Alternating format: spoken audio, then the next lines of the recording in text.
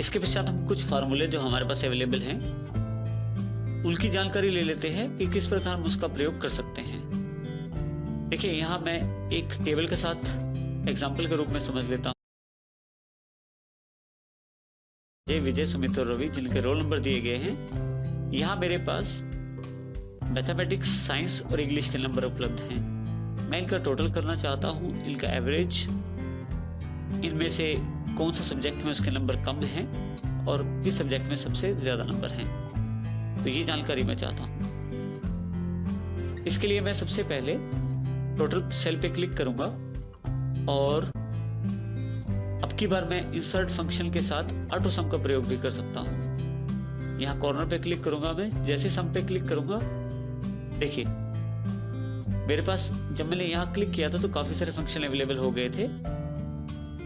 इसमें सबसे पहले वाला फंक्शन मैंने क्लिक किया है। जैसे ही मैंने फंक्शन क्लिक किया है, यदि आप ध्यान दें इसमें, तो इसने एक रेंज पिक कर ली थी। यहाँ एक समस्या है कि इसने खुद रेंज डिसाइड कर ली है जिसमें कि रोल नंबर को भी शामिल कर लिया है, और मेरा जो टोटल है उसमें रोल नंबर का महत्व नहीं है, उसमें मुझे मैथ, साइंस और इंग्लिश के नंबर ही जोड़ने हैं, जबकि इसने साथ में रोल नंबर को भी ऐड कर लिया है। इसलिए ये टोटल गलत प्रदान करेगा। तो इसलिए मैं क्या करता हूँ, ये वाला टोटल डिलीट कर देता हूँ। एक बार फिर से ऑटो सम के कॉर्नर पॉइंट पे क्लिक करें, सम पे क्लिक करें। देखिए, जब इस रेंज को सिलेक्ट करता है एक्सेल, तो आप यहाँ से अपनी रेंज को दोबारा स्पेसिफाई कर दें, जो कि मेरी 3 सब्जेक्ट तक ही है। जैसे ही मैं रेंज स्पेसिफाई करके एंटर करता हूँ, मेरा आउटपुट मेरे पास अवेलेबल हो जाता है।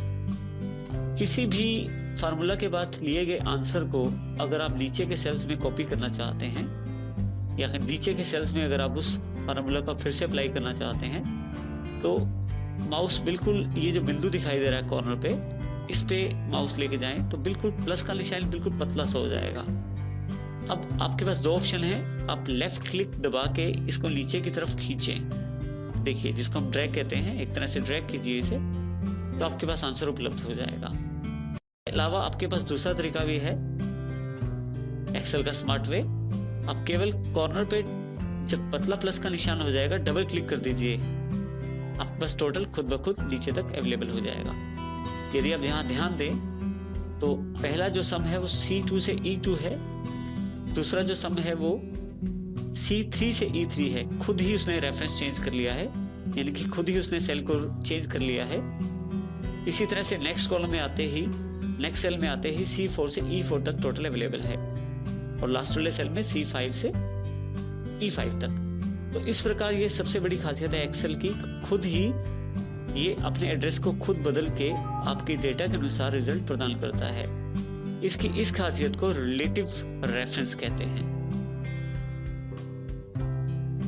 अगला जो एग्जांपल मुझे चाहिए, इसमें एवरेज निकालनी है मुझे, तो फिर से एवरेज के लिए मैं टाइप भी कर सकता हूँ इक्वल एवीजी के साथ, और अगर मैं चाहूँ तो यहाँ ऑटो सम के कॉर्नर पे क्लिक करूंगा, एवरेज पे क्लिक कर दूंगा। तो देखिए, जैसे ही एवरेज पे क्लिक करता हूँ, इसने एक रेंज खुद सेलेक्ट कर ली है। यहाँ थोड़ी सी समस्या ये है कि रोल नंबर और टोटल को भी इसने शामिल कर लिया है, जो कि मेरे आंसर का पार्ट नहीं है। तो इसलिए मैं दोबारा रेंज सिलेक्ट कर लेता हूँ, जो कि 3 सब्जेक्ट तक लिमिटेड है, C2 से लेके E2 तक। जैसे ही मैं एंटर करता हूँ, मेरे पास आंसर अवेलेबल हो जाता है। बिल्कुल वही प्रक्रिया जो पहले दोहराई थी हमने। यहाँ कॉर्नर पे डबल क्लिक कर दीजिए, सबका आंसर आपके पास अवेलेबल हो जाएगा। नेक्स्ट ऑप्शन हमारे पास मिनिमम के रूप में है। मैं चाहता हूँ इनमें से जो सबसे कम संख्या है वो मेरे पास यहाँ दिखाई दे जाए, और इसी तरह से मैक्सिमम में सबसे बड़ी संख्या। मिनिमम के लिए मैं